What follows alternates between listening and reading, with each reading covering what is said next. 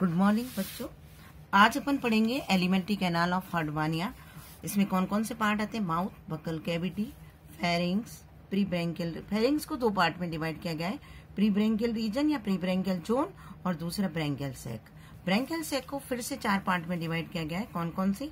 Trabeculae, dorsal, यानी इसके अंतर्गत आते हैं, है ना। ब्रैंकियल सैक के अंतर्गत ट्रेबिकुली, डॉर्सल लैमिना, एंडोस्टाइल और ओइसोफेजियल एरिया। कौन सा एरिया? ओइसोफेजियल एरिया, है ना। ठीक है। अब नेक्स्ट आता है ओइसोफेगस। ओइसोफेगस स्टोमक, स्टोमक के बाद इंटेस्टाइन, इंटेस्टाइन के बाद रेक्टम और रेक्टम के बाद एनस। एनस के बाद डाइजेस्टिव ग्लैंड जो होती है इसकी, वो दो पार्ट, उसमें दो टाइप्स की, यानी टू टाइप्स की डाइजेस्टिव ग्लैंड्स आती है। एक तो लिवर और दूसरी आती है पाइलोरिक ग्लैंड। ठीक है। अब अपन 1 बाय 1 पढ़ेंगे, एक एक स्ट्रक्चर। सबसे पहले माउथ से चलेंगे, है ना। तो माउथ कैसा होता है देखो। अब इसका जो माउथ होता है वो कहाँ प्रेजेंट होता है? माउथ के अंदर। देखो ये माउथ दिख रहा है आपको, माउथ प्रेजेंट होती है। ये देखो आपको पूरा एक ब्रैंकियल साइफन दिख रहा है, ये लिखा हुआ भी है ब्रैंकियल साइफन दिख रहा है, ये ब्रैंकियल साइफन, ये पूरा ब्रैंकियल साइफन है। ब्रैंकियल साइफन के एपेक्स पर माउथ प्रेजेंट होता है। क्या प्रेजेंट होता है? माउथ। और ये जो माउथ होता है ये 4 टैस के द्वारा निर्मित लिप्स के द्वारा सराउंडेड रहता है, यानी टैस से फॉर्म्ड लिप्स के द्वारा सराउंडेड है। कौन? माउथ। माउथ किस में खुलेगा? बकल कैविटी में। बकल कैविटी जो होती है दिख रही है आपको, बकल कैविटी। ये बकल कैविटी एक ट्यूब लाइक स्ट्रक्चर है, यानी नली के समान होती है। लैटरल साइड से कंप्रेस्ड होती है, यानी पार्श्व से कंप्रेस्ड होती है। ठीक है ना, बकल कैविटी। और फिर बकल कैविटी के बाद बकल कैविटी के आधार पर क्या प्रेजेंट है? ब्रैकन कैविटी के आधार पर प्रेजेंट होता है एक स्फिंक्टर प्रेजेंट होता है। ये देखो, ये स्फिंक्टर पाया जाता है जिसे अपन ब्रैंकियल स्फिंक्टर कहते हैं। और ये स्फिंक्टर क्या करता है? इस ब्रैंकियल एपर्चर की जो छिद्र है उसको छोटा बड़ा अकॉर्डिंग टू सिचुएशन, यानी परिस्थिति के अनुसार छोटा बड़ा कर सकता है। क्लियर। अब अपन पढ़ते हैं कौन सा? फेरिंग्स। ये देखो फेरिंग्स, इतनी बड़ी आपको फेरिंग्स दिख रही है। फेरिंग्स के बच्चों दो पार्ट बताए थे, एक तो प्री ब्रैंकियल जोन, ये वाला जो जोन होता है ये प्री ब्रैंकियल जोन कहलाता है। ठीक है। और दूसरा जोन होता है ब्रैंकियल सैक। दूसरा पार्ट कौन सा? Branchial sac. Pre branchial zone जो आपको दिख रहा है यहाँ पे, प्री ब्रैंकियल जोन, ये प्री ब्रैंकियल जोन छोटा होता है। नंबर 1। नंबर 2, ये नॉन सीलिएटेड होता है, यानी सीलिया रहित होता है। नंबर 2, है ना। और नंबर 3, इसकी दीवारों पर बलन एब्सेंट है, यानी folds are absent on the walls. Clear. Now अब इसमें 2 बैंड्स पाए जाते हैं। कहाँ पर? प्री ब्रैंकियल जोन में 2 बैंड होते हैं। एक तो आपको दिख रहा है क्या नाम है, पेरी, और इन दोनों बैंड को अपन क्या बोलते हैं? Peripharyngeal band. पेरीफेरेंजियल बैंड होते हैं, वो 2 होते हैं। इनमें से आगे वाला बैंड कंप्लीट होता है, पीछे वाला इनकम्प्लीट होता है, जिसका एक पार्ट तो जुड़ा रहता है डॉर्सल लैमिना से, ये आपको दिख रहा है डॉर्सल लैमिना से जुड़ा हुआ है, और एक पार्ट इसका एंडोस्टाइल से जुड़ा हुआ रहता है। ये दिख रहा है आपको, ये एंडोस्टाइल, ये दिख रही है आपको एंडोस्टाइल, इस एंडोस्टाइल से अटैच रहता है। क्लियर है क्या? कौन सा? Pre branchial. और इन दोनों के बीच जो खाली स्थान है, स्पेस है, उसको अपन बोलते हैं पेरीफेरेंजियल ग्रुप। ठीक है। अब अपन पढ़ते हैं नेक्स्ट ब्रैंकियल सैक। इतना बड़ा आपको दिख रहा है ब्रैंकियल सैक। इससे पहले मैं आपको फेरिंग से पहले एक बात बताती हूँ कि जो ब्रैंकियल साइफन है, ब्रैंकियल साइफन के जो बकल कैविटीज थी, उस बकल कैविटी के आधार पर क्या प्रेजेंट होते हैं? ब्रैंकियल टेंटाकिल प्रेजेंट होते हैं। ठीक है। फेरिंग से पहले की बात बता रही हूँ कि बकल कैविटी है और इस बकल कैविटी के आधार पर ब्रैंकियल टेंटाकिल प्रेजेंट होते हैं। इन ब्रैंकियल टेंटाकिल की संख्या कितनी होती है? 64 होती है बच्चों। कितनी है? 64। ये दिख रही है आपको, जिनमें से 8 लार्ज होते हैं, 8 मीडियम होते हैं और 16 स्मॉल और 32 वेरी स्मॉल, यानी बहुत छोटे होते हैं। क्लियर। ये बहुत छोटे होते हैं। और इन जो टेंटाकिल से, जो कि बकल कैविटी के सरफेस पर यानी आधार पर प्रेजेंट थे, इन पर ब्लड की सप्लाई होती है, इनमें नर्व की सप्लाई होती है। अब टेंटाकिल का स्ट्रक्चर पढ़ेंगे, किससे पहले? फेरिंग्स के स्ट्रक्चर से पहले। तो ये समझ में आया। पहले माउथ, माउथ के बाद बकल कैविटी, बकल कैविटी के आधार पर क्या प्रेजेंट था? सरफेस पर, बेस पर, सरफेस नहीं बेस पर ब्रैंकियल टेंटाकिल प्रेजेंट थे। इन ब्रैंकियल टेंटाकिल की संख्या 64 थी, जिसमें से 8 लार्ज, 8 मीडियम और 16 स्मॉल और 32 बहुत छोटे थे। और इन पर क्या थी? इनमें ब्लड की सप्लाई होती है। इन टेंटाकिल पर ब्लड की सप्लाई होती है, नर्व की सप्लाई होती है। ठीक है। अब अपन टेंटाकिल का स्ट्रक्चर पढ़ते हैं कि कैसा स्ट्रक्चर होता है इसका। ठीक है। तो ये देखो, ये इसका स्ट्रक्चर।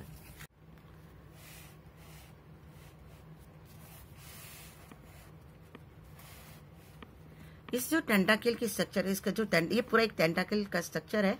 और ये कैसा होता है, ये सिकल शेप्ड होता है, यानी हाशिए की आकृति का होता है। पूरा सिकल शेप्ड यानी हाशिए की आकृति का होता है, जिसका चौड़ा वाला पार्ट ब्रैंकियल जो बकल कैविटी होती है उसके आधार से लगा हुआ रहता है, बकल इपीथीलियम के आधार से लगा हुआ रहता है, और इसके ब्रैंकियल इपीथीलियम के सरफेस से लगा हुआ रहता है।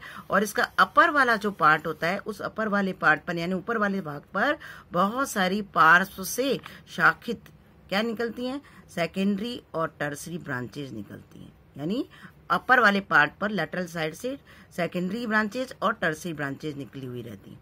ठीक है। निचला जो भाग होता है वो कैसा होता है, नॉस्ड होता है। यानी कैसा होता है वो, नॉस्ड मतलब गांठ युक्त होता है और कटा फटा हुआ रहता है।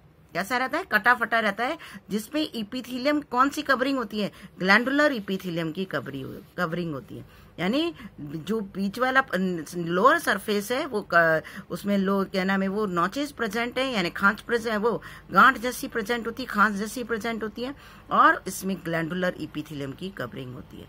इनके जो सारे फ्री एंड होते हैं वो आपस में मिलकर के क्या बनाते हैं, उनके जो सारे फ्री एंड आपस में मिलकर के क्या नाम है, वो सीव प्लेट की तरह काम करते हैं, छलनी की समान काम करते हैं, जो कि बड़े पार्टिकल को वहीं रोक लेते हैं और स्मॉल पार्टिकल को अंदर आने देते हैं। क्लियर। अब अपन पढ़ते हैं कौन सा, फेरिंग्स। फेरिंग्स जो होती है ये आपको दिख रही है, फेरिंग्स, ये जो फेरिंग्स होती है ये लार्ज फेरिंग्स का पार्ट है ना, ये आपको दिख रहा है, लार्ज फेरिंग्स होती है।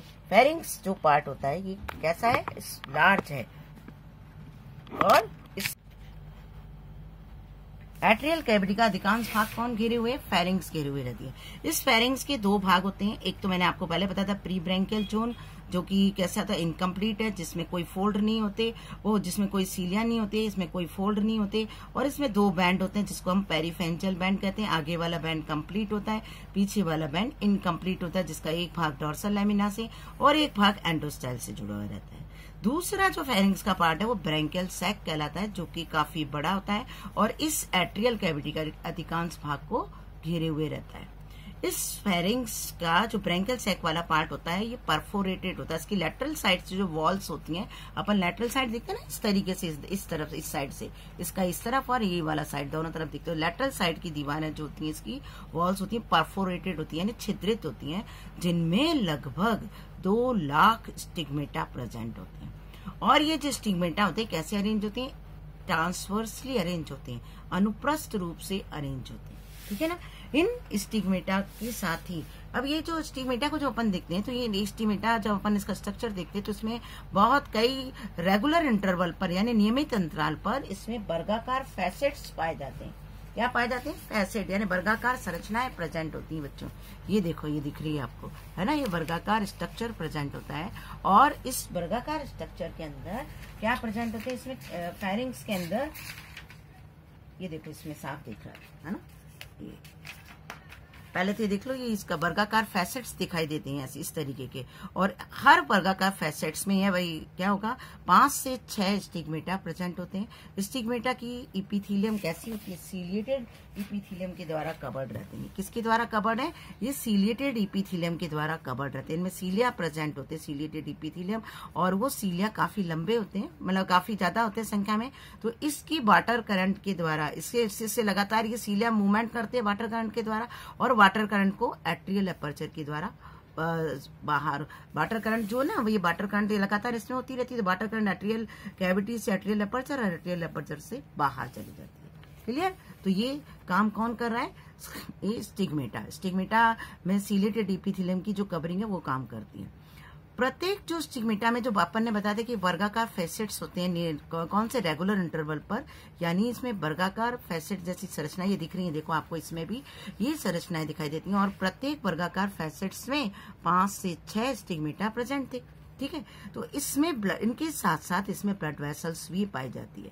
इसमें से जो देखो ये दिख रही है, इसमें भी लॉन्गिट्यूडनल ब्लड वेसल्स है, ये तो लॉन्गिट्यूडनल ब्लड वेसल्स होती है, ये देखो ये लॉन्गिट्यूडनल ब्लड वेसल, अंदर की तरफ जो ब्लड वेसल्स होती है वो लॉन्गिट्यूडनल होती है, और बाहर की तरफ इसमें ट्रांसवर्स ब्लड वेसल्स होती है। आगे इसमें तो ये आपको सामने से भी दिख रहा है, और इस जो वेसल्स हैं वो बाहर की तरफ तो कौन सी है, ट्रांसवर्स ब्लड वेसल्स है, और अंदर की तरफ लॉन्गिट्यूडनल ब्लड वेसल्स है। तो ये किसका स्ट्रक्चर पढ़ा अपन ने, ब्रैंकियल सैक। ब्रैंकियल सैक एक सबसे जो ब्रैंकियल सैक फेरिंग्स का लार्ज पार्ट बनाती है।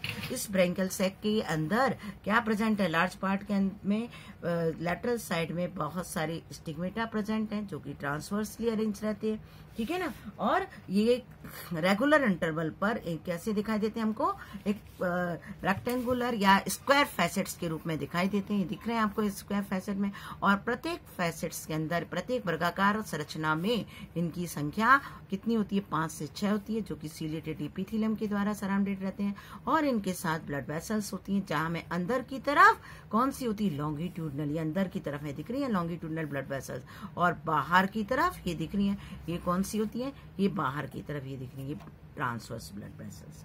तो कल अपन पढ़ेंगे ब्रैंकियल सेल्स के कौन कौन से पार्ट है, कौन कौन से थे। एक तो ट्रेबिकुली थी, एक एंडोस्टाइल था, एक इसोफेजियल एरिया था, और एक dorsal lamina. Okay, clear, thank you.